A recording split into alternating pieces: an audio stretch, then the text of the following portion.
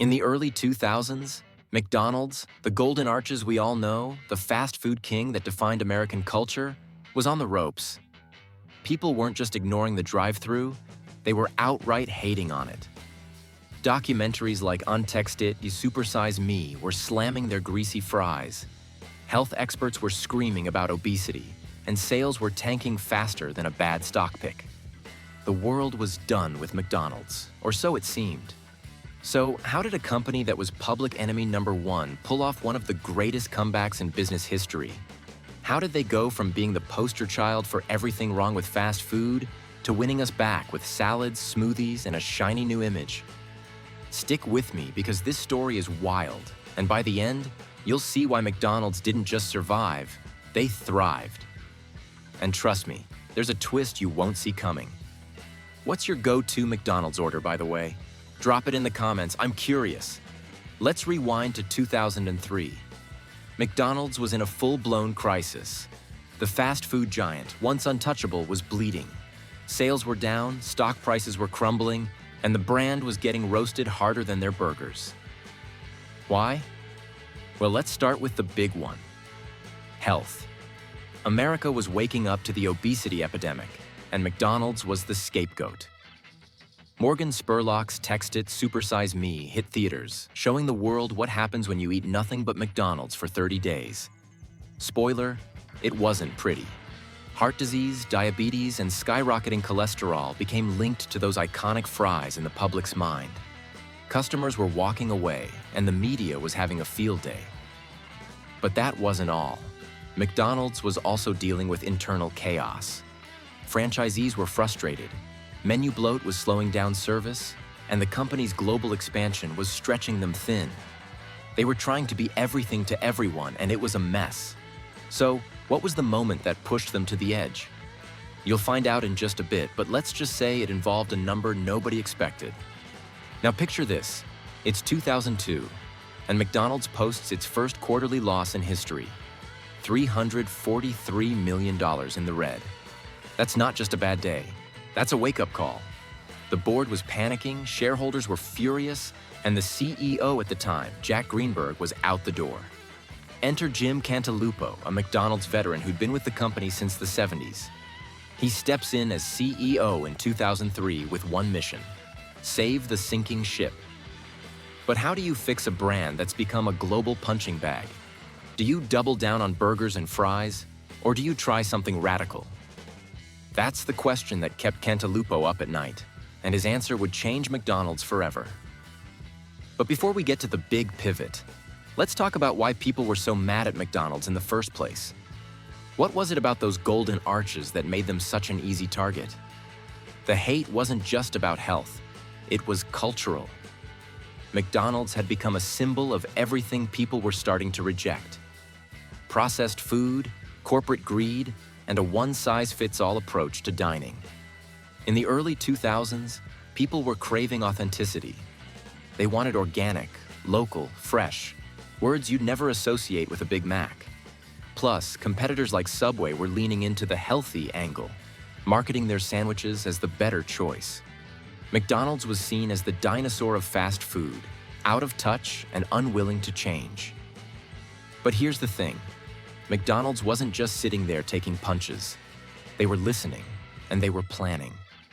The question is, could they move fast enough to save themselves? Or was the damage already done?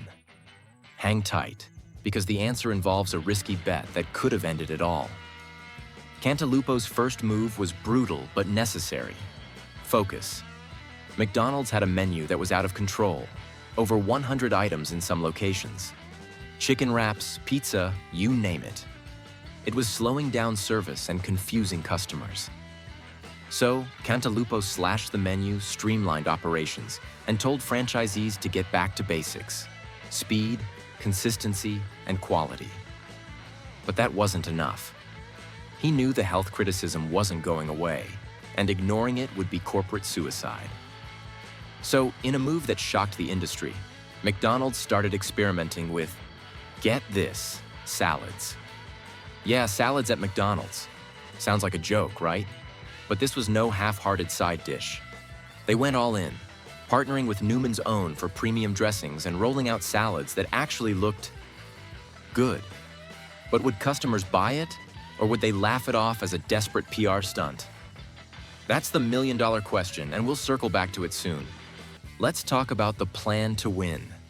McDonald's big comeback strategy launched in 2003. It wasn't just about salads, it was a complete overhaul.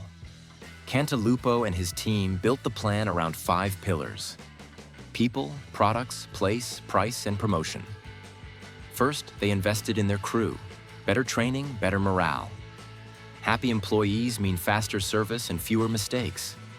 Second, they revamped the menu, not just with salads, but with grilled chicken, fruit smoothies, and even apple slices. Third, they redesigned restaurants, making them brighter, cleaner, and more modern. Fourth, they kept prices competitive, because no one's paying $10 for a fast food salad.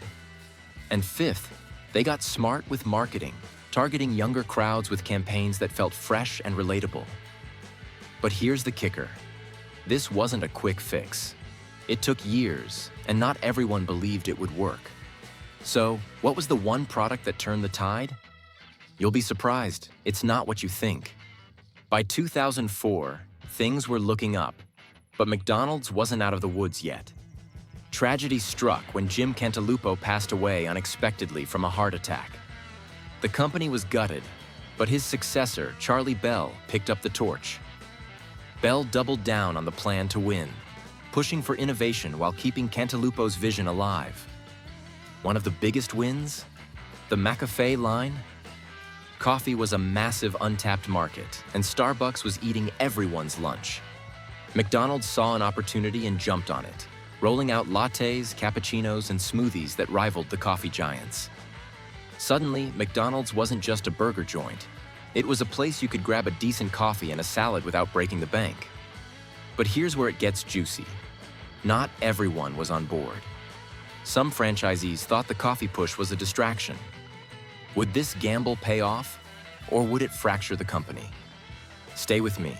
Let's zoom in on the salads for a second. In 2003, McDonald's launched the premium salads line, and it was a game changer.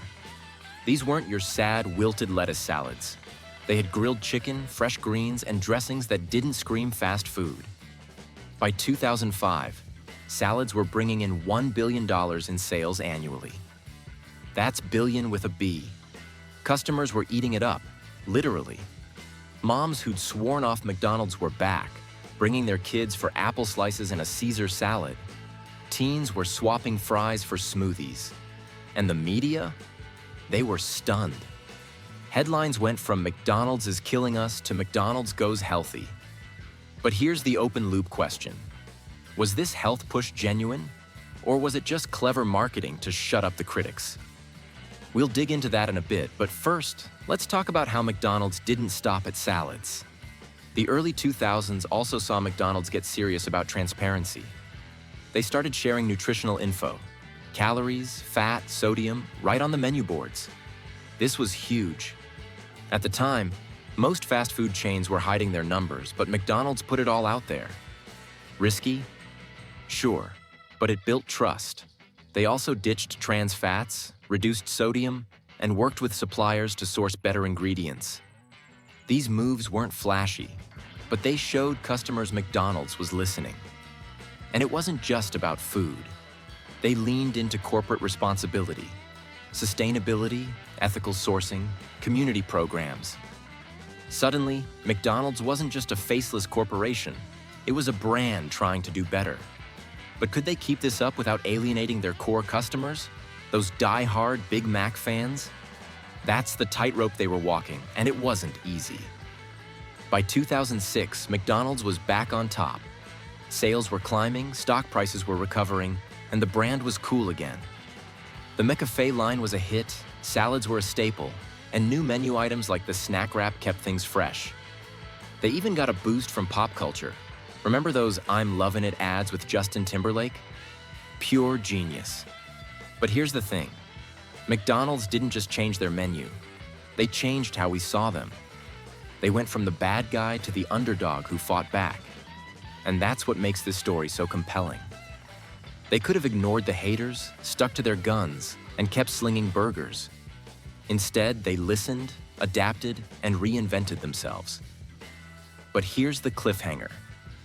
Did all this health talk actually make McDonald's healthy? Or was it just a glow-up to keep us hooked? You'll want to hear this. Let's tackle that question. Was McDonald's health push legit, or was it just a PR stunt? The truth is, it's both. The salads, apple slices, and smoothies were real changes. Lower calories, better ingredients, more options for people who wanted to eat lighter. But let's be real. McDonald's is still fast food. A Big Mac in 2025 isn't much different from a Big Mac in 2005. The health push wasn't about turning McDonald's into Whole Foods. It was about giving customers choices and fixing their image. And it worked. By 2010, McDonald's was posting record profits, expanding globally, and winning back customers who'd written them off. The plan to win wasn't just a strategy. It was a masterclass in branding, adaptability, and knowing your audience. So, what's the one menu item that sealed the deal? Believe it or not, it was the Egg McMuffin's glow-up. Healthier ingredients, better sourcing, and a breakfast menu that became a cultural staple. Now let's talk numbers, because the comeback was insane. By 2008, McDonald's global sales hit $23.5 billion, up from $17 billion in 2003. Stock prices tripled from their 2003 low.